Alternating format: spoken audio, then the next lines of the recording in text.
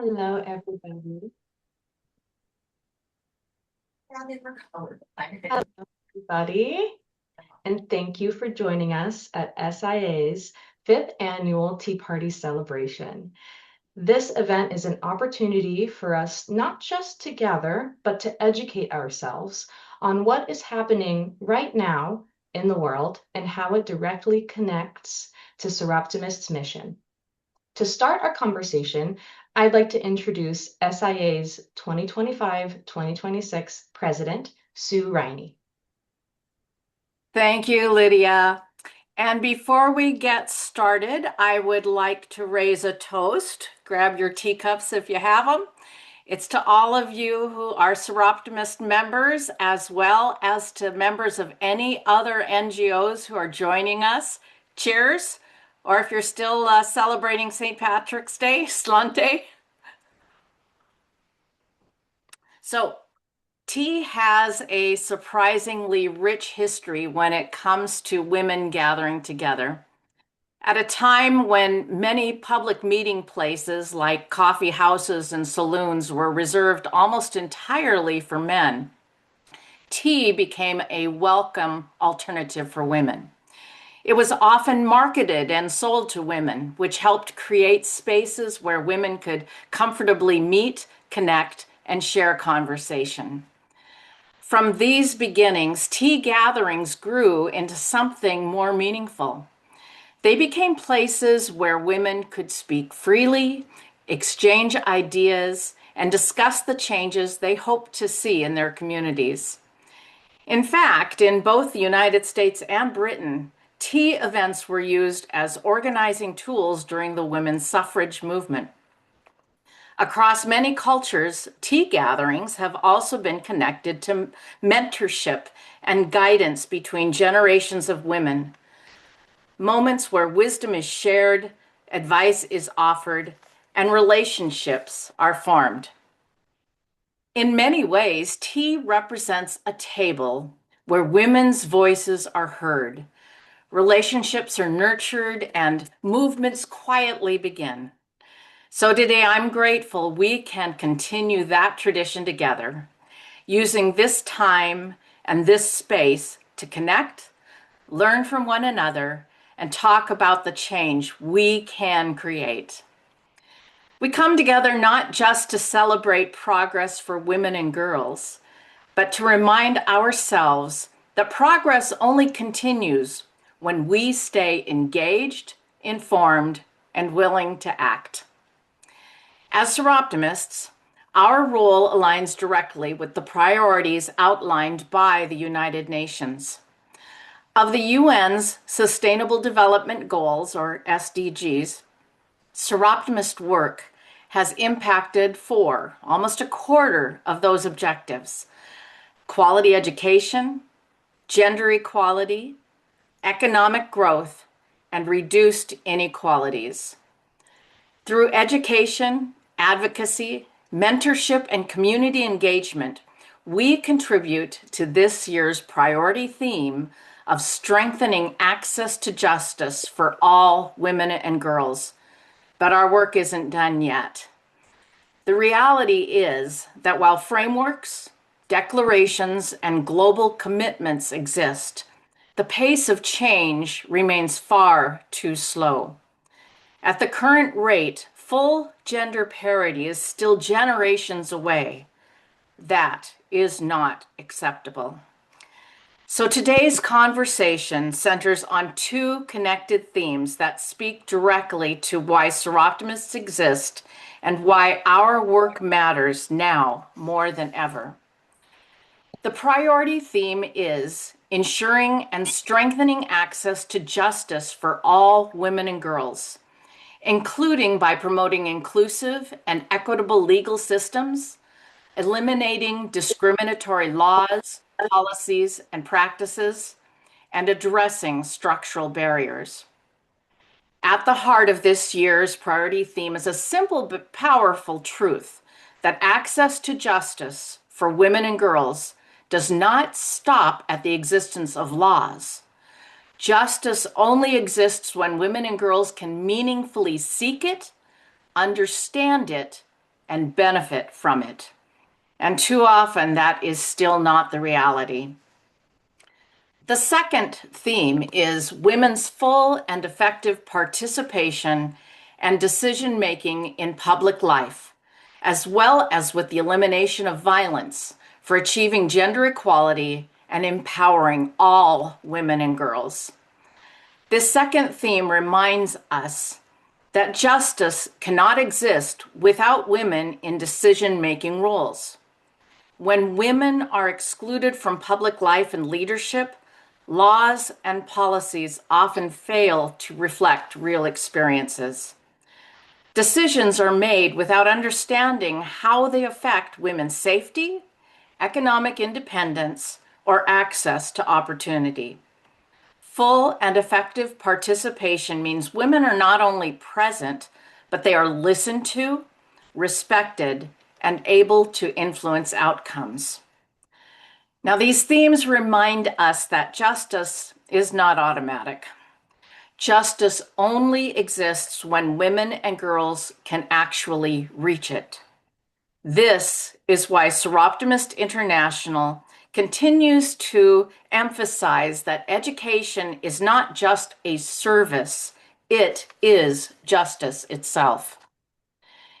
Each year, Soroptimist International submits a statement and a call to action to the CSW, the Commission on the Status of Women, emphasizing the importance of education for women as it relates to the priority theme. You can find that statement in the lobby of this event or in the resources tab of this meeting. Earlier, I had the chance to speak more about SI's CSW 70 statement with Bert de Vos Neven, who is our SI Director of Advocacy. It was a fascinating conversation that I'd love to share with you all tonight. Let's take a look. Hello, Bert. It is so great to have you joining us. Thank you, Sue. Great to be here. Now, I had the opportunity to read the SI statement, and I was really touched with how much of an impact that we find education can make with justice. And I'm wondering, before we get started with some of the questions, can you introduce yourself and share a little bit about your Soroptimist journey? Oh, thank you very much, Sue. Hello, I'm Bert de Vos Neven, and I'm currently the Director of Advocacy at SI. I'm a Belgian national, hold an LLM, and I worked in all different corners of the world, from Europe to the Middle East, from the US to Russia. So having lived there has given me the opportunity, of course, to understand quite much cultures and traditions. And this helps me in international jobs at Soroptimist also. It is my approach to be open-minded and listen to everybody and collaborate also with everybody. Because I think as SI, we are a global organization and everybody has his or her place there. Thank you. Thank you, Bert. And I've really had a great time getting to know you better over the past year or so. You have a great array of experience that you bring to this position. So through Soroptimist's mission, we do understand that access to education can help women and girls reach economic empowerment. So can you speak a little bit more about how education can strengthen access to justice? Of course, Sue, education is one of our 5 pillars and is a key element in achieving justice. Hence that we stated in our CSW 70 statement that education is more than a basic human right. It plays a fundamental role in enabling justice. Our statement mentions all women and girls face overlapping forms of discrimination and are often the ones most left behind. They experience injustice that extends far beyond the narrow legal determinations and definitions. It affects their economic, social, cultural, and political rights, as well as their rights to development and self-determination. When education is truly accessible and inclusive, justice for all women and girls becomes reachable and not an aspiration. Educational justice means knowing where to turn in times of crisis, how to seek help, and how to advocate for change. Education equips all women and girls to navigate legal systems, challenge discrimination, and step up into leadership roles within their families and communities. Justice through education also means safety. When a woman and a girl understand their rights and the resources available to them, they are better prepared to respond to violence, instability, and hardships. Whether confronting domestic abuse, economic insecurity, or climate-related disasters, knowledge can be making the difference between remaining trapped or having the power to act. So let's act together. Great. I really love how you're driving home that point that education isn't just about a degree. It's about giving women the roadmap they need to stay safe and stand up for themselves. Thank you. So I know you have a wonderful team that you work with. So can you share a little bit about how being part of the SI Global Advocacy team and Soroptimist mission has changed how you see global issues and take action? For instance, what suggestions do you have for other Soroptimists who also want to take action and create change at the local level? Thanks, Sue. I think representing Soroptimist International at the UN and in our global committees has deepened my understanding of SI's mission and brought global issues into sharper focus. It helps me to see how international policy discussions connect directly to our everyday realities of women and girls faced in our communities, and it strengthened my commitment to turning awareness into action. One of the most meaningful lessons I have learned is that creating change often begins with something simple: knowing what resources are available locally. So as an optimist, I would say when a woman needs support, we can immediately respond if we are informed and prepared. We sometimes underestimate how much we know already and what we experienced that we have. And yet education and information are all around us, especially when we are willing to share them. So I would say be informed empowers us to help not at the same distant point in the future, but at the present moment. Taking action and can look different for each of us. It means sometimes mentoring, offering encouragement, connecting with somebody to an opportunity, or ensuring that more women and girls have a seat at the decision-making tables. By sharing what we know and intentionally creating spaces for others, we can make a difference both locally and internationally. So a call to action for us all. Join us in CSW 70, for example, in person or online, because our responsibility is clear. We must be strategic in negotiation, visible in public spheres, and united across generations and regions. Stand with all women and girls who are still waiting to achieve their human rights. Because education that excludes women is fragile. Education built with women is lasting. We may not matter as individuals, but the work we do as Soroptimists truly makes a difference. There is no I in the word team.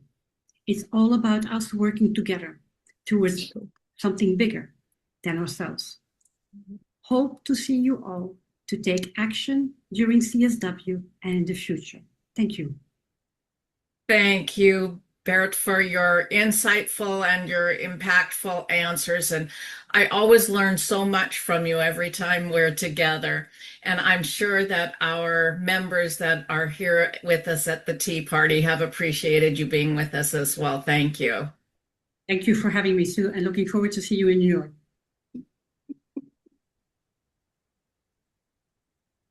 Well, many thanks again to Bert for that refreshing conversation. She's always a joy to speak with. So, to continue the discussion, I would now like to introduce the Governor-elect of Eastern Canada Region, Kashala Fernando Disanayake. Sorry. Thank you, Kish. You did great. Thank you. Thank you, Sue. Can you all hear me? It is inspiring to hear about many ways we can take action at local level. Reminds us to rethink where education truly begins. Learning does not only happen in classrooms.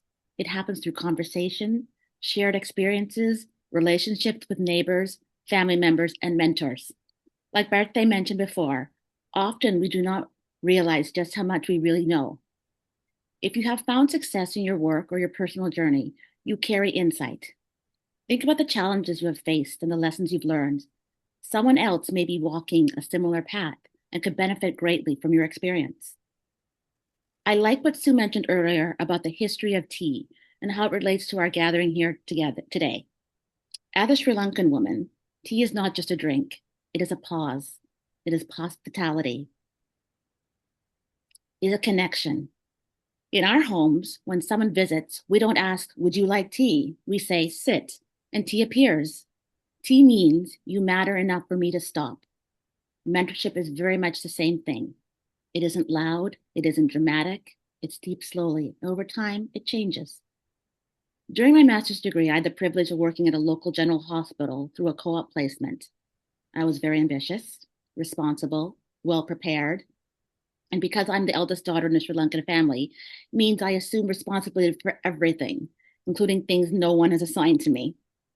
If something wobbled, I steadied it. If something broke, I fixed it. If something was fine, I improved it immediately.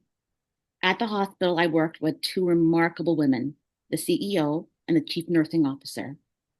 Seeing women lead an entire institution mattered more than I realized at the time. I had grown up watching strong women hold families together, but this was a strength at the head of an organization. The chief nursing officer especially left a mark on me. She was like a swan. She was calm, composed, unshaken. When she spoke, people listened. She didn't raise her voice. She didn't rush.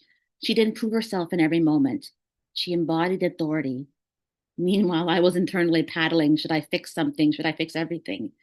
She taught me something I needed to learn. You do not have to perform competence, you embody it. Preparation is power. Calm is influence. Kindness and authority can coexist. There's one day the CEO had something simple but life changing as well. If you work outside the home, make sure you have help inside the home. Lean on your network and your tribe. For someone raised to believe that strong women carry everything quietly, that felt quite radical. Because many of us were taught if you can do it, you should. If you're capable, you carry it. If you're tired, you push through, especially eldest daughters and women in general. We quietly believe that if we sit down, civilization will collapse. It does not. Sometimes this tea still gets poured, even if someone else boils the water. She was really teaching me was you're not required to do everything alone. Leadership is not exhaustion, it is steadiness, it is clarity, it is community. And this is where mentorship becomes bigger than just one workplace story. Because for too many women and girls, justice remains out of reach without access to education, opportunity, and support. But each of us has the power to change that. Not always with money, not always with position, but with our time, with our stories, with our guidance. When we mentor, when we pause and say, "Sit, let me share what I've learned," we help a young woman see what is possible. We help her to imagine herself in rooms she has not yet entered. We help her to take their next step. In the Sri Lankan culture, serving tea says, "I see you, you belong here." Mentorship says the same thing. And now it is our turn to steady rooms, to open doors, to share what we know, and to remind women and girls coming behind us, you are capable, you are not alone, and there is a space for you at this table. Some of you are maybe thinking of people in your life who have acted as mentors, and some of you have already started your journey into becoming a mentor. For those of you who participate in Dream It Be It program, this may sound familiar. In section number 4 of the Dream It Be It curriculum, Rising Above Obstacles, the number 1 solution listed in the handout is for girls to seek a mentor. Whether you are actively working towards being a mentor or not, you are inevitably a role model to girls in the Dream It Be It program and in your life. So lead with example. Encourage each other to create these types of relationships. Every person is different and can offer different resources, stories, and advice. As the CSW reminds us in their agreed conclusions of the 65th session, early exposure to women leaders as role models motivates young women and girls, broadens networks, and strengthens their opportunities to become fully engaged citizens. When women are mentored, they gain insight into pathways that are often invisible, how decisions are really made, how decisions work, and how to persist when obstacles appear. Strengthening access to justice begins with ensuring that knowledge is shared openly, made accessible, and rooted in trust within our community. To share a different perspective on how justice can be advanced, I'm pleased to introduce the Governor of Mexico Central American Region, Patricia Kieswetter. Good evening. Thank you, Kesh. What a beautiful story. I'm happy to hear how mentorship has changed and enhanced your life and how our Dream It Be It program is actively working towards creating these relationships. I'd like to share a story of a very impactful woman who has changed and enhanced my life as well. My family arrived in Miami on the 4th of July, 1967. 2 years later, we met our neighbor, Herta Heiss, and her family. Herta, like my mother, had two daughters who were similar in age to my sister and me. And like my mother, Herta also found herself in a difficult marriage. But Herta had the advantage of an education and a well-paying job at the Department of Commerce in Washington, D.C. She was intelligent, athletic, and spoke several languages. A World War II survivor, she exuded dignity and calm amongst the chaos of our lives. She showed me patience and perseverance. She showed me what my life could be if I studied. So I forged ahead with the confidence of youth, knowing that my dreams and goals would one day be realized. Herta is now 97 years old. And I feel fortunate to still be able to embrace her and let her know how much she means to me. Even though there are days I no longer think she recognizes me. But she always smiles and tells me she loves me too. These relationships are strong, impactful, and can be as simple as sharing stories or experiences. I'm here to share how there are different ways to support women aside from mentorship, and that is through advocacy and inclusion. Advocacy and inclusion can take many forms and be practiced in a variety of ways. Sometimes it means ensuring women have a seat at a decision-making table. Other times, it's as simple as taking the time to listen to their perspective and actively support their success. 2 years after my family arrived, my mother was fortunate to find employment at the Organization of American States. It was 1970 when she and I went to the customer service desk at a local department store in Arlington, Virginia, and requested a credit card, only to be told that she needed my father's signature. Finding this surprising, I conveyed to the clerk that my mother worked, and though she was married, took full financial responsibility of my sister and me. The clerk smiled at my impudence, but it must have resonated with her because at that moment, she extended my mother a $300 line of credit and a card in her name. With that kind of gesture and inclusion, the teller empowered my mother economically and changed our lives. This is one example of advocacy and inclusion. When women and girls are intentionally advocated for and included, the outcomes improve not just for women, but for entire communities. Another form of advocacy and inclusion is ensuring women have a seat at decision-making tables. As with any project, getting the input of the population you're seeking to help is vital. For example, when you begin to plan a Dream It, Be It project, the Dream It, Be It toolkit notes that, quote, "It is important to include girls not just as beneficiaries, but as planners as well. This is especially true with girls who often struggle to have their voices heard." End of quote. To accomplish this, the Dream It, Be It toolkit suggests that Soroptimists create a partnership with girls by forming a, quote, "girls advisory group to help plan, implement, and evaluate your project." This partnership means that both groups, volunteers and girls, should have the opportunity to make suggestions and decision regarding Dream It, Be It. When girls are actively involved in the planning of projects for them, the project is more likely to be a success. End of quote. This example illustrates a broader truth. When projects and decisions are informed by the voices of women and girls in the community, they evolve in ways that are more effective, more inclusive, and more likely to truly serve women and girls.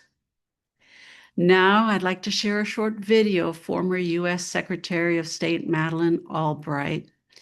In her work, she actively brought women to the decision-making table to make global change. Let's take a look at how she's brought women to the table and how that change can be sustained.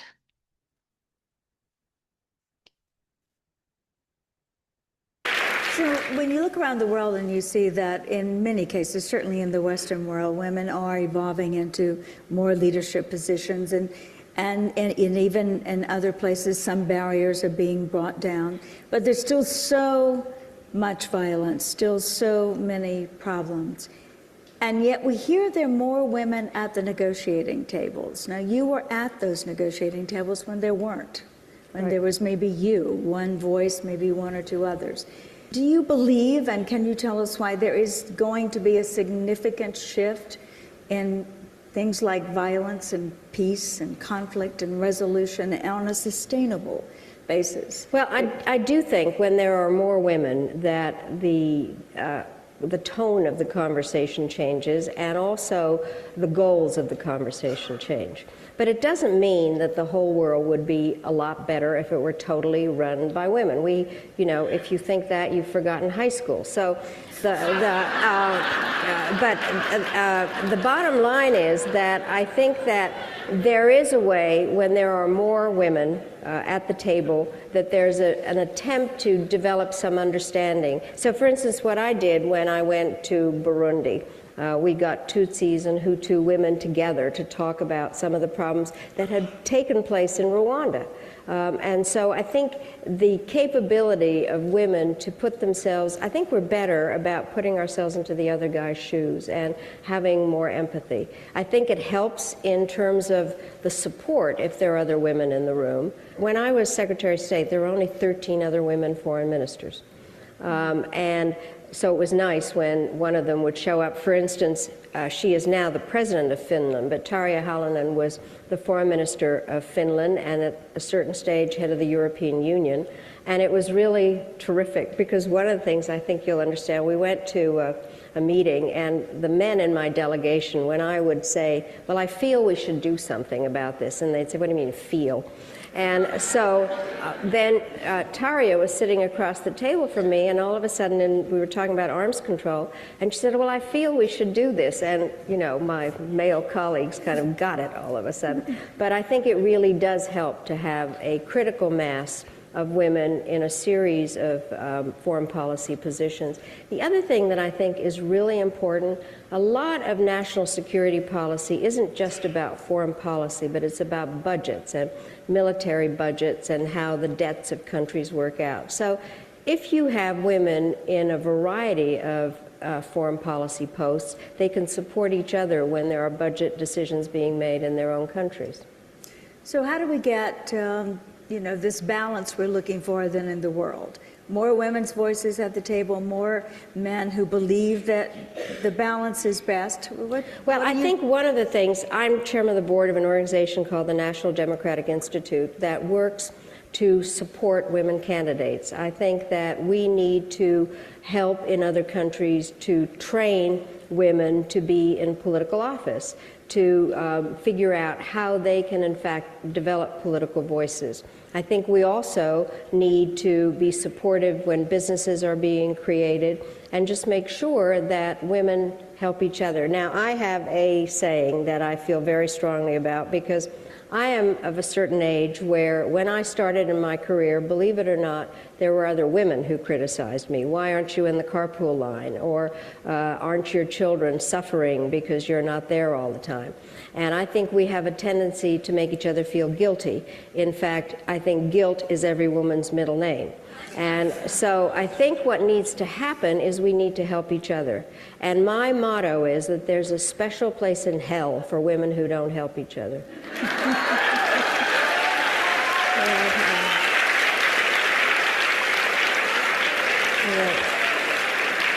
But Secretary Albright, I guess you'll be going to heaven.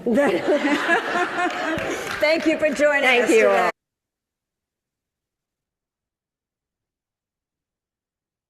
Secretary Albright is my hero.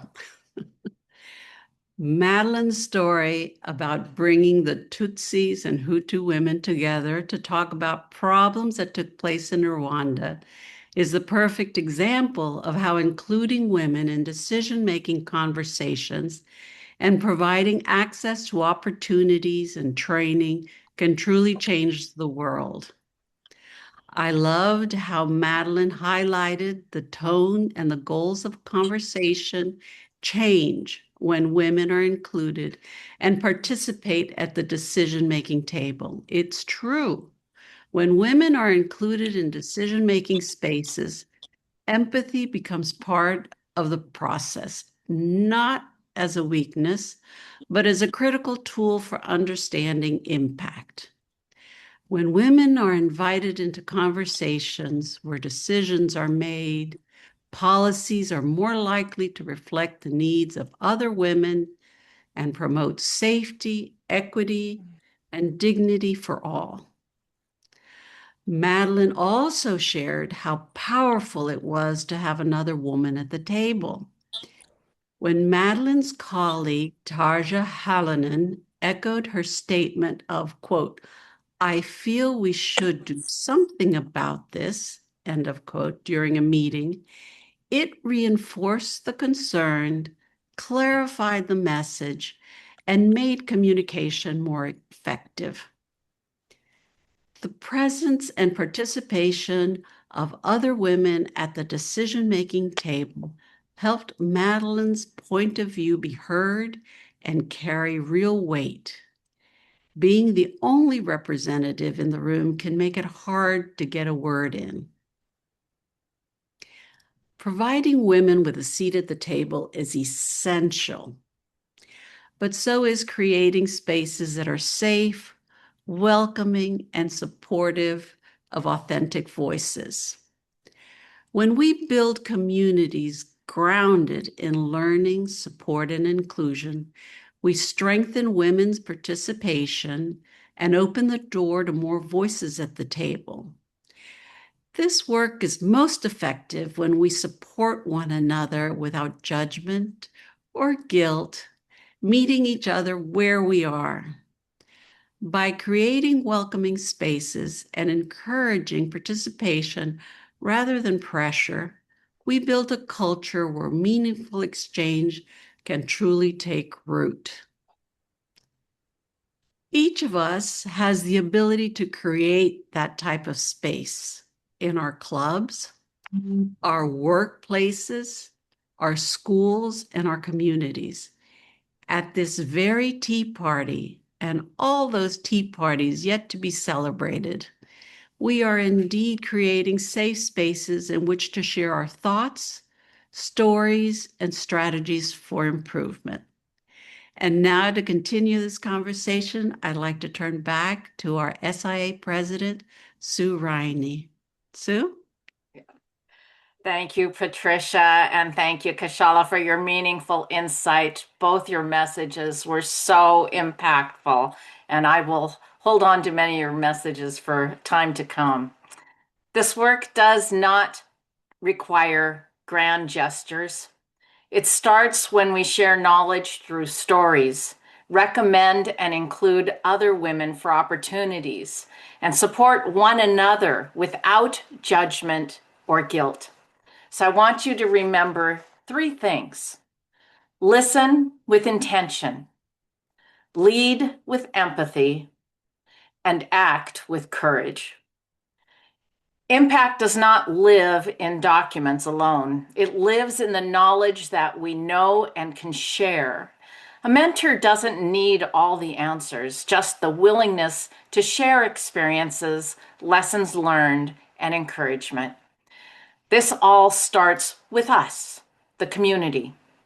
Each of us has a role to play, and together we are powerful enough to turn commitment into real, lasting impact. Now, I'd like to hear from all of you. We're going to open up the floor for some discussion. Raise your hand, and I believe we want you to use the raised hand feature that's in the React tab at the bottom of your screen. If you'd like to share a story about a mentor that's impacted your life, or how being invited to the decision-making table changed the tone of the conversation and impacted decisions. Or you can use the raised hand feature if you'd like to share a story about your own mentoring journey and how you've helped others grow. Also, all comments are welcome in the chat, but if there's anyone who has a mentoring story to share, we'd love to hear from you. We'll give you a second for that.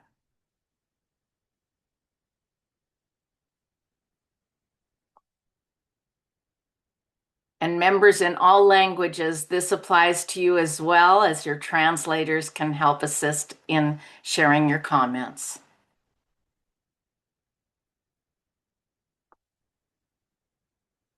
Is there anything coming up in the chat?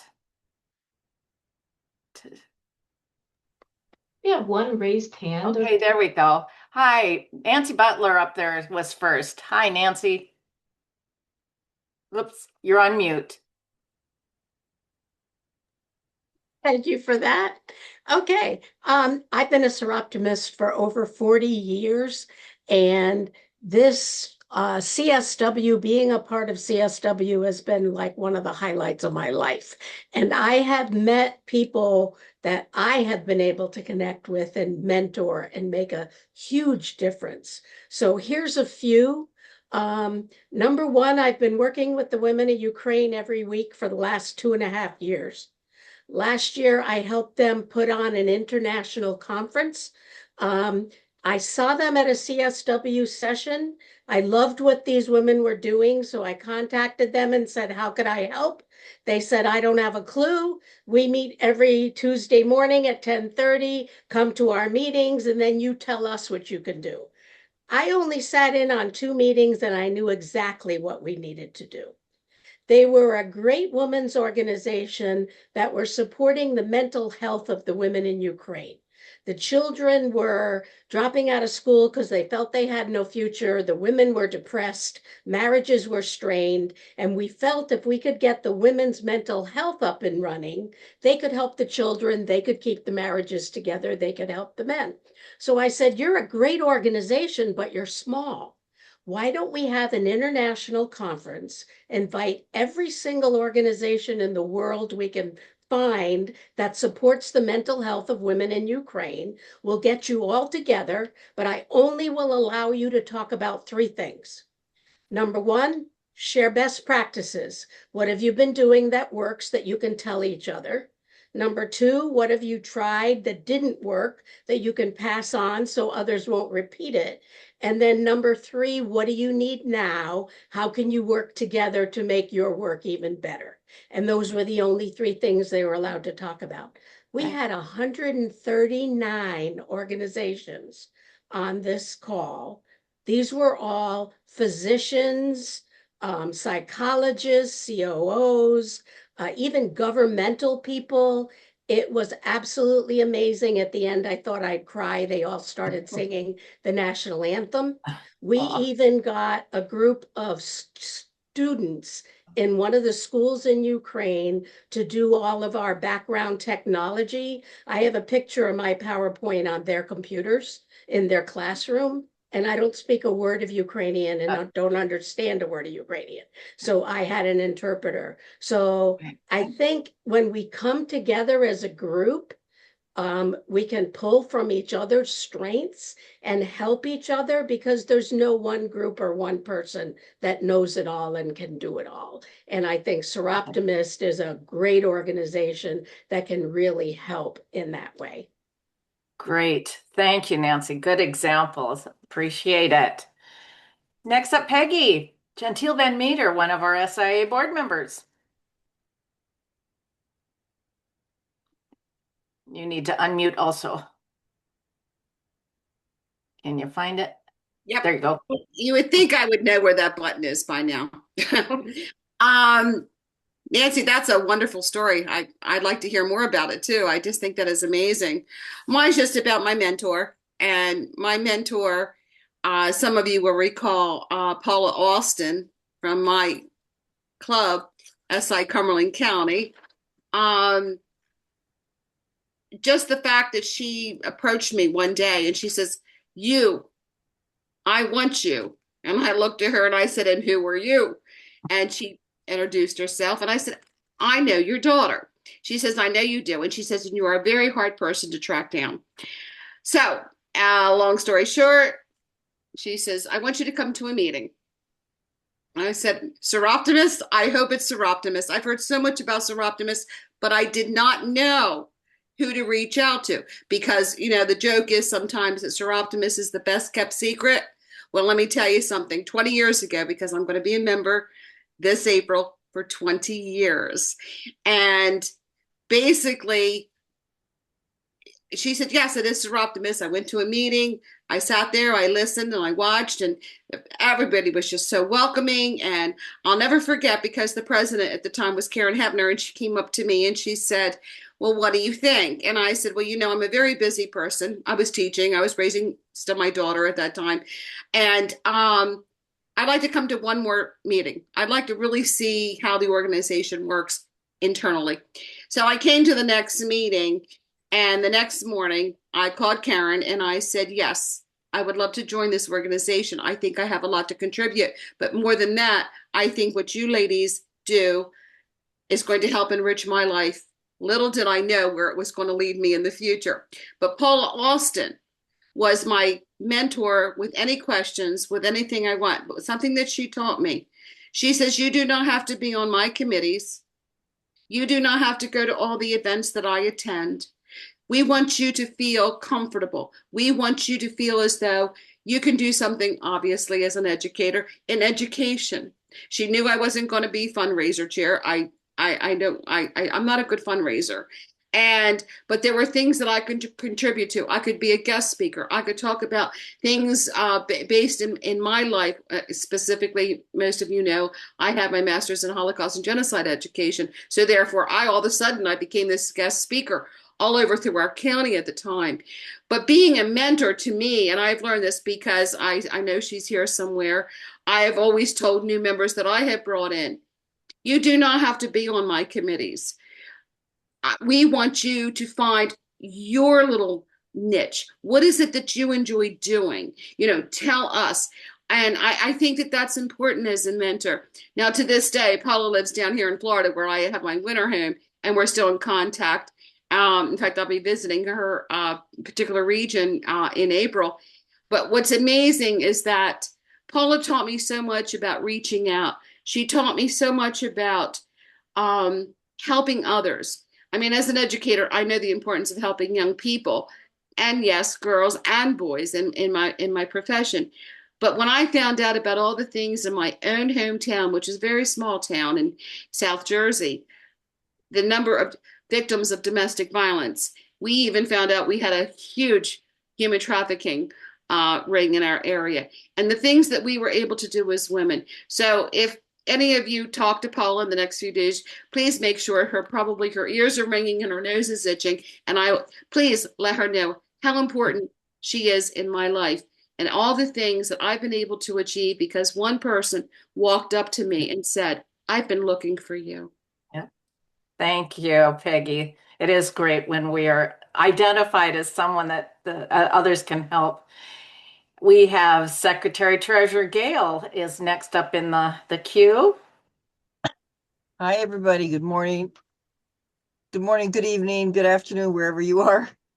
And my name is Gail, and I am a Superior Court judge. And when I wanted to go to law school, I had people telling me that, why do you want to do that? You're just going to get married and have children. And these are professors at my university. This is people in my own family. And then when I went to law school, other people, men would say, why are you doing this? And so it was my purpose in life to encourage other women who wanted to better themselves and do this. And as an attorney, but more as a judge, I had externs, and I would take them from college, I would take them from law school, and a lot of women, and I would just encourage them. They'd say, well, so-and-so says I can't do this. And I'd say, yes, you can. And I don't care what your LSAT scores are. I don't care. It's all the same books. It's the same teacher. Some are good, some are bad, some are excellent. And if you want a law degree, if you want to be a lawyer, you can do it. And I did this for 20 years as a judge, and I think all but one of my externs that were women did go on to law school. They did take the bar exam. They did graduate. They are practicing law now. And it is the greatest gift for me personally and for the world. Yes. Thank you. We're glad they did. Up next, past SIA President Bobby. Glad to have you here. Hi, everybody. I just wanted to share a story. Years ago, SIA had a mentor program. It was a formal program, and you could submit your name to be a mentor, or you could submit your name to have someone mentor you. And so, what the heck, I wanted to do it. So I got assigned to this new president in a brand new club up in Sierra Nevada region, the Lincoln Club. And that president and I developed a friendship, which we still keep in touch. But what we basically did was, I think we had a program where we checked in every 2 weeks, and she would write up all her questions and then bombard me with them on that phone call. Of course, we didn't have Zoom then, so it was all by phone calls and email. But it really helped me as a leader to realize that my biggest role for her was just to listen to her, to listen to what what her questions were, what her problems were. And most of the time, she would figure out the problem herself, because just having someone to listen and talk and share was the best value of the whole thing. It was a really rewarding situation for me, and I believe for her too. So I wish we had a more formal program, but I've tried to do this, all through my career, is to mentor people as I go, because I realize how important that having an ear, having a shoulder, having someone to just listen to you, and you can usually figure out your own problems just having that voice. So thank you. Thank you, Bobby. And sometimes we don't even know we are another person's mentor. I've had people come up to tell me, you're such a mentor to me, and I had no idea they could looked at me in that light. I think we've got time for another one. Patricia Wagner.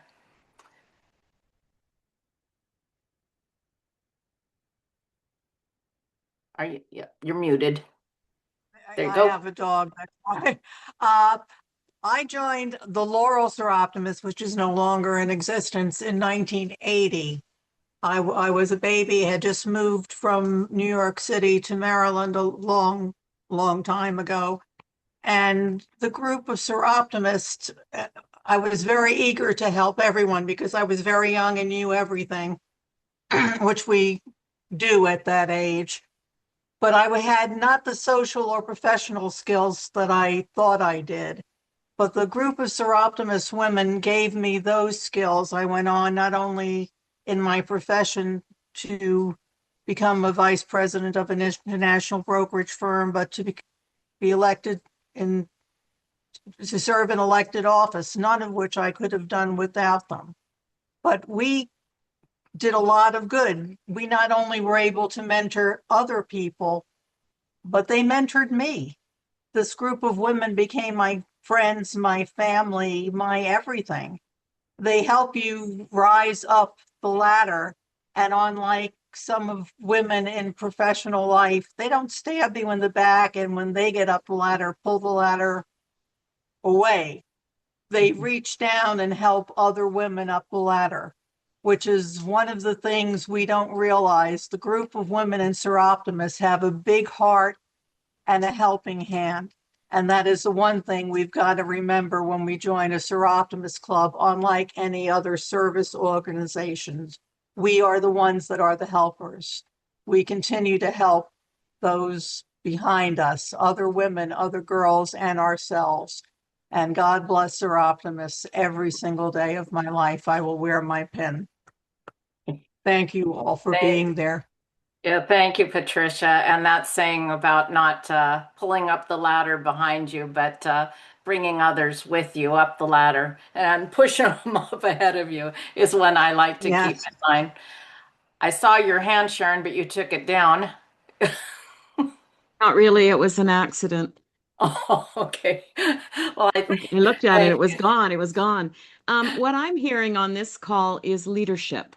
I wonder how close mentorship and leadership are. And I know as I've chosen to go through some of the leadership positions in Soroptimist, I've always believed in bringing people along for the ride and giving them the opportunities. It's not like employment where you're vying for a job. We're only in these positions for a short period of time. And I think it's our responsibility to encourage others. If our organization is going to prosper and continue for another 100 years, we need to create those leaders. And some might ask, what do you do when you're finished doing all the jobs? Because I had that conundrum to face. And of course, you go out and make your own jobs.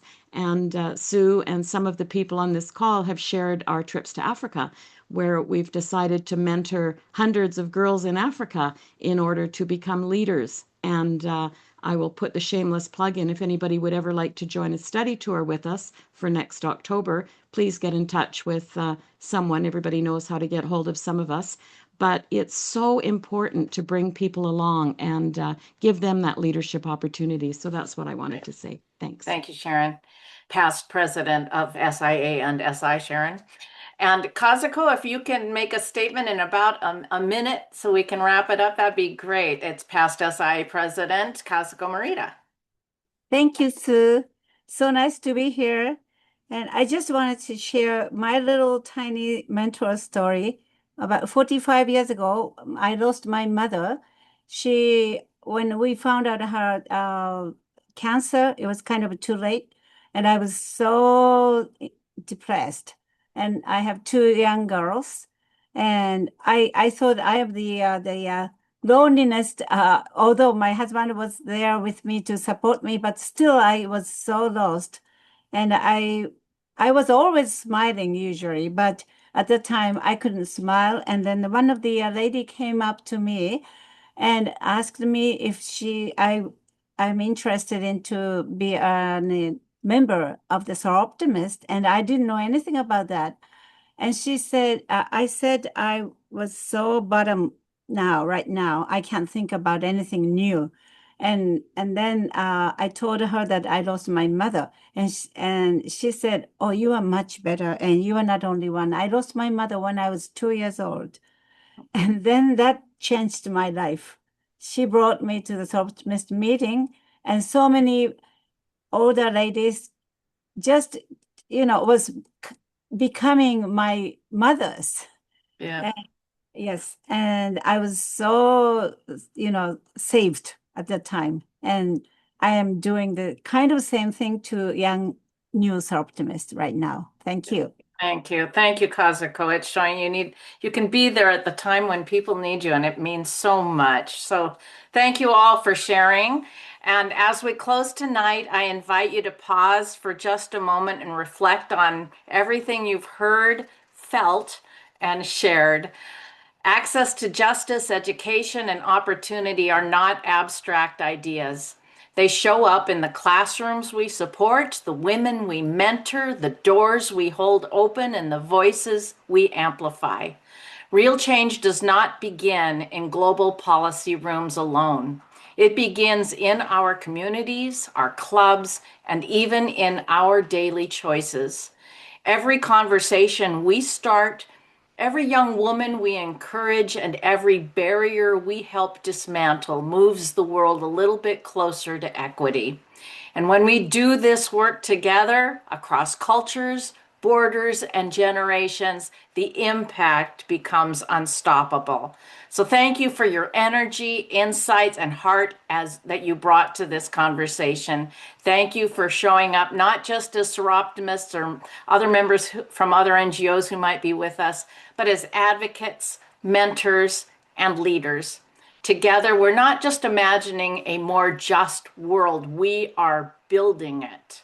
Have a wonderful evening or rest of your day, and thank you for being part of SIA's 5th annual Tea Party and CSW Parallel event. Thank you all for being with us. Bye.